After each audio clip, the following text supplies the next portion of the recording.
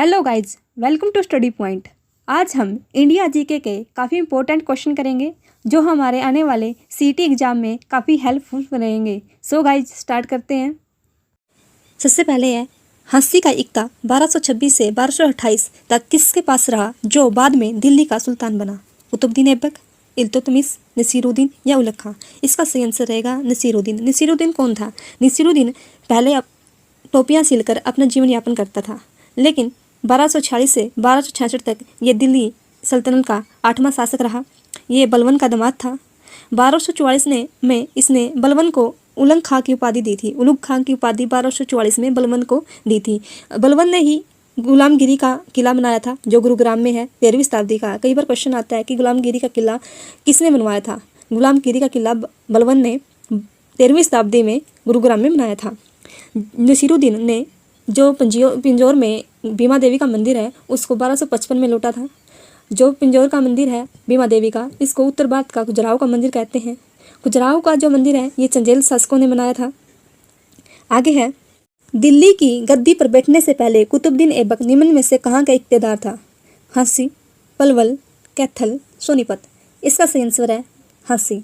कुतुबुद्दीन ऐबक दिल्ली की गद्दी पर बैठने से पहले हंसी का इख्तियार था।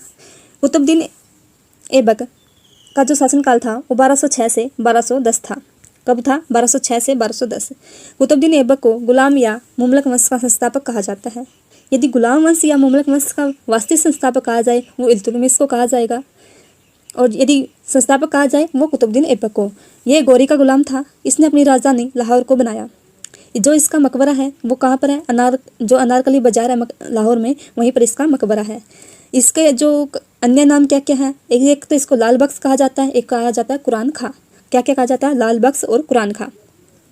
इसने कुतुबुद्दीन बख्तियार काकी की याद में 1193 में कुतुब मीनार की नींव रखी थी। किसकी याद में? कुतुबुद्दीन बख्तियार काकी जो एक चिश्ती संप्रदाय के संत थे, उनकी याद में 1193 में कुतुब मीनार की नींव रखी थी। जो इसको पूरा कराया था, जो कुतुब मीनार को पूरा किसने कराया था? इल्तुतमिश ने कराया था। और 1210 में इसकी मृत्यु हो जाती है। जो 1194 में चंदावर का युद्ध होता है उसमें कुतुबुद्दीन ऐबक ने गौरी का साथ दिया था, जो जयचंद और गौरी के मध्य होता है। एक क्वेश्चन और बन सकता है दिल्ली सल्तनत। दिल्ली सल्तनत का काल जो है, दिल्ली सल्तनत रहा है वो का काल रहा है 1206 से 1526। कब तक रहा है? 1206 से 1526 के बीच में। यदि हम दिल्ली सल्तनत में बात करें कि सबसे छोटा शासनकाल किस वंश का रहा है, वो रहा है खिलजी वंश का। कब तक रहा है? ये रहा है 1290 से 1296 तक। 1290 से 1296 तक खिलजी वंश का शासनकाल रहा है। यदि हम कहें कि सबसे बड़ा शासनकाल दिल्ली सल्तनत में किस वंश का रहा है, वो रहा है तुगलक वंश का। तुगलक वंश का कब तक रहा है? ये रहा है 1320 से 1414 तक। कब तक? 1320 से 1414 तक इसका शासनकाल रहा है। यदि दिल्ली कहा जाए कि दिल्ली सल्तनत में सबसे बड़ा शासनकाल किस राजा का रहा है, किस शासक का सबसे बड़ा शासनकाल रहा है, वो रहा है बहलोल लोदी का। किसका रहा है? बहलोल लोदी का। कब तक? 1451 से 1489 तक। दिल्ली सल्तनत सबसे बड़ी किस शासक के काल में रही है? जब दिल्ली सल्तनत थी सबसे बड़ी किस शासक के काल में रही है? वो रही है मोहम्मद बिन तुगलक के काल में। किसके काल में? मोहम्मद बिन तुगलक के काल में। जिसे आप पढ़ा लिखा मूर्ख शासक कहते हो, उसके काल में दिल्ली सल्तनत सबसे बड़ी थी। उस समय कितने प्रांत थे? 23 प्रांत थे। आगे है लगातार 2 बार INSC के अध्यक्ष कौन रहे हैं? रास बिहारी बोस, जवाहरलाल नेहरू, सुभाष चंद्र बोस या इनमें से कोई नहीं। इसकी जगह आप लिखो उपरोक्त सभी, क्योंकि इसमें सभी के सभी 2 बार INS यानी जो हमारे राष्ट्रीय कांग्रेस अध्यक्ष के अध्यक्ष रह चुके हैं। रास बिहारी बोस कब तक रहे हैं? 1907 से 1908 तक। जो जवाहरलाल नेहरू हैं ये रहे हैं 1935 से 1936 तक। जो सुभाष चंद्र बोस हैं वो रहे हैं 1938 से 1939। 1939 में इन्होंने राष्ट्रीय कांग्रेस के अध्यक्ष से इस्तीफा दे दिया था, जिसके बाद सुभाष चंद्र बोस ने 1939 में फॉरवर्ड ब्लॉक की स्थापना की थी। आगे है भारतीय संसद द्वारा एक वर्ष में कितने सत्र आयोजित किए जाते हैं? 2, 3, 7, 9? इसका सही आंसर है 3। कौन कौन से? बजट सत्र फरवरी से मई के बीच में चलता है। मानसून स्तर जो है वो जुलाई से अगस्त के बीच में चलता है। उसके बाद शीतकालीन जो स्तर है वो नवंबर से दिसंबर के बीच में चलता है। संसद संविधान में 79 आर्टिकल में इसका उल्लेख है। राज्यसभा का 80 में और लोकसभा का 81 में। हमारे संविधान में बजट का उल्लेख कहीं पर भी नहीं है। बजट की जगह आर्टिकल 112 में वार्षिक वित्तीय विवरण के नाम से बजट का उल्लेख है। बजट वित्त मंत्री के द्वारा राष्ट्रपति की पूर्व अनुमति के द्वारा पेश किया जाता है। बजट एक धन विधेयक होता है जिसका उल्लेख आर्टिकल 110 में है। धन विधेयक कोई भी विधेयक धन विधेयक है या नहीं है, इसका जो फैसला करता है वो लोकसभा अध्यक्ष करता है। स्वतंत्र भारत का पहला बजट 26 नवंबर 1947 को R.K. शनमुखम शेट्टी के द्वारा पेश किया गया था। किसके द्वारा? R.K. शनमुखम शेट्टी के द्वारा। उसके बाद गणतंत्र भारत का पहला बजट 28 फरवरी 1950 को जॉन मथाई जो वित्त मंत्री थे हमारे, उसके द्वारा पेश किया गया था। गणतंत्र भारत का बजट 28 फरवरी 1950 को जॉन मथाई और स्वतंत्र भारत का पहला बजट 26 नवंबर 1947 R.K. शनमुख शेट्टी के द्वारा। आगे है रेतवाड़ी बंदोबस्त कब लागू किया गया? 1792, 1820, ये दोनों या इन दोनों नहीं। इसका सही आंसर है ये दोनों।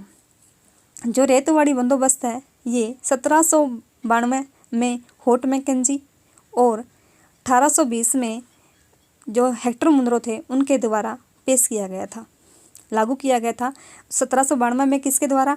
होर्ट मैकेंजी के द्वारा और 1820 में हेक्टर मुनरो के द्वारा लागू किया गया। रेतवाड़ी जो व्यवस्था थी ये असम, मद्रास, मुंबई में लागू थी। यह राजस्व की जो जिम्मेवारी थी ये जमींदार की होती थी। कर की दर लगभग 33 से 55% के मध्य थी। जो रेतवाड़ी व्यवस्था थी ये समस्त ब्रिटिश शासन का लगभग 51% भाग पर लागू थी। उसके बाद आती है स्थायी बंदोबस्त। जो स्थायी बंदोबस्त थी इसको सूर्य अस्त बंदोबस्त भी कहा जाता है।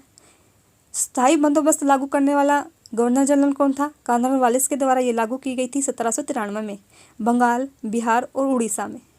ये समस्त ब्रिटिश शासन का 19% भूभाग पर लागू की गई थी। इसमें ब्रिटिश सरकार का जो राजस्व देने की जिम्मेवारी थी वो जमींदार की होती थी। लेकिन रेतवाड़ी में रेत मतलब किसान की जिम्मेवारी थी और जो स्थायी बंदोबस्त थी उसमें जमींदार की जिम्मेवारी होती थी। इसलिए काफ़ी ही कठोर थी, इस करके इसको सूर्य अस्त बंदोबस्त भी कहा जाता है। उसके बाद आई महलवाड़ी। महलवाड़ी ज़्यादातर पंजाब और हरियाणा में लागू की गई थी। ये की गई थी जो मार्टिन वर्ड थे 1833 में, उसके द्वारा की गई थी। इसमें जो ब्रिटिश भूभाग का भूमि थी वो 30% भूभाग पर, ये समस्त ब्रिटिश शासन का जितना भी 30% भूभाग था उस पर यह लागू की गई थी। और ये लगभग 60% कर की दर कितनी? लगभग 60% के आसपास इसमें कर की दर थी। आगे है तेभागा आंदोलन कब हुआ? तेभागा आंदोलन कब हुआ? 1947 से 50, 1946 से 50, 1949 से 50 या 1942 से 50? इसका सही आंसर है 1946 से 1950 में तेभागा आंदोलन शुरू किया गया। कहाँ पर किया गया? ये बंगाल में किया गया था तेभागा आंदोलन। ये कर से संबंधित था। और ये एक क्वेश्चन आता है कि हिंदू मुस्लिम एकता इसमें प्रदर्शित की गई थी। ऐसा कौन सा आंदोलन था जिसमें हिंदू मुस्लिम एकता का प्रदर्शित किया गया था? वो था तेभागा आंदोलन। आगे है निम्न में से कौन सा भारतीय राज्य अधिकतम मैग्नीज उत्पादन करता है? भारत का ऐसा कौन सा राज्य जो अधिकतम मैग्नीज का उत्पादन करता है? उड़ीसा, आंध्र प्रदेश, उत्तर प्रदेश या बिहार? सबसे पहले तो देखो मैग्नीज, Mg। मैग्नीज क्या है? Mg। मैग्नीज का सबसे ज़्यादा उत्पादन मध्य प्रदेश, उसके बाद महाराष्ट्र, उसके बाद उड़ीसा। जबकि इसमें मध्य प्रदेश और महाराष्ट्र नहीं है तो इसमें हम आंसर लगाएंगे उड़ीसा। तो सबसे ज़्यादा मैग्नीज जो होता है मध्य प्रदेश में, सेकंड में होता है महाराष्ट्र, थर्ड पे होता है उड़ीसा। हरियाणा में मैग्नीज का उत्पादन सबसे ज़्यादा महेंद्रगढ़ में होता है। यदि मैग्नीज के भंडारण सबसे ज़्यादा कर्नाटक में होता है। आगे है अपने शासन को सुचारू रूप से चलाने के लिए बलबन ने किन दो नए इक्तों की स्थापना की थी? बलबन ने किन दो इक्तों की स्थापना की थी? हाशिया तथा पलवल, सिरसा तथा पीपली, रेवाड़ी तथा नारनौल, कैथल तथा सोनीपत। इसका सही आंसर है कैथल तथा सोनीपत। बलबन ने अपने शासन को सुचारू रूप से चलाने के लिए कैथल तथा सोनीपत के जो इक्ते थे उनकी स्थापना की थी। बलबन का जो शासनकाल था वो था 1265 से 1287। बलबन ने गुरुग्राम में 13वीं शताब्दी में गोपालगिरी का किला भी बनवाया था। क्वेश्चन आता है कि गोपालगिरी का किला किस शताब्दी का है और किसके द्वारा बनाया गया है। गोपालगिरी का जो किला है वो 13वीं शताब्दी का बलबन के द्वारा बनाया गया था। आगे है 1857 के विद्रोह के समय सेना का मुख्य कार्यालय कौन सा था? शिमला, मेरठ, एलनाबाद या इनमें से कोई नहीं। इसका सही आंसर है, क्या रहेगा इसका सही आंसर? इसका सही आंसर रहेगा शिमला। शिमला जो शिमला था उसमें 1857 के जो विद्रोह में सेना का प्रमुख कार्यालय था। जो हमारा 1857 का विद्रोह है वो कब से शुरू हुआ था? 10 मई 1857 में। जो निर्धारित की गई थी डेट वो की गई थी 31 मई, लेकिन ये अपने समय से पहले ही स्टार्ट हो गया। 10 मई को ये 1857 को विद्रोह सैनिकों द्वारा किया गया। इसमें जो तोपों का मुख्यालय मेरठ में था, जबकि जो सेना का मुख्यालय था वो शिमला में था। सब इसको वीडी सावरकर ने प्रथम स्वतंत्रता संग्राम कहा था।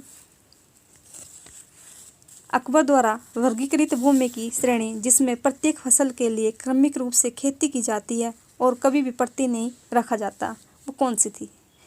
वह भूमि जिस पर 12 के 12 महीने खेती की जाती थी, प्रति के रूप में उसे नहीं छोड़ा जाता था, उसे क्या कहा जाता था अकबर के काल में? चच्चर, परोती, बंजर या पुलाज? इसका सही आंसर है पुलाज। पुलाज कहा जाता है उस भूमि को। एक अकबर से रिलेटेड हरियाणा में क्वेश्चन पूछा जाता है कि अकबर कालीन जो जलाली सिक्के थे उसकी टकसाल हरियाणा के किस शहर में मिली है? वो मिली है नारनौल शहर में। जलाली सिक्कों की टकसाल अकबरकालीन नारनौल में मिली है। आगे है अवध के स्वतंत्र राज्य की स्थापना किसने की थी? अवध के स्वतंत्र राज्य की स्थापना किसने की थी?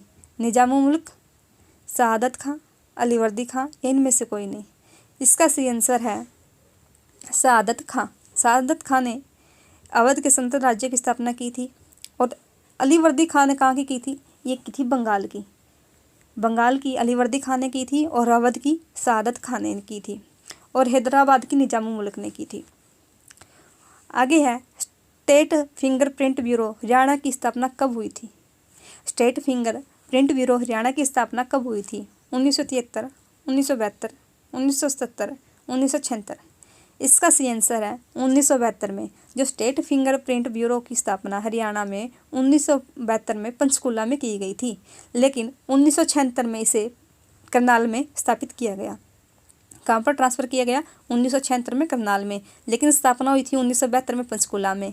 ऐसे ही जो फोरेंसिक साइंस लैब है जिसकी स्थापना 1973 में रोहतक में की गई थी, लेकिन 1976 में इसे भी मधुबन करनाल में लाया गया।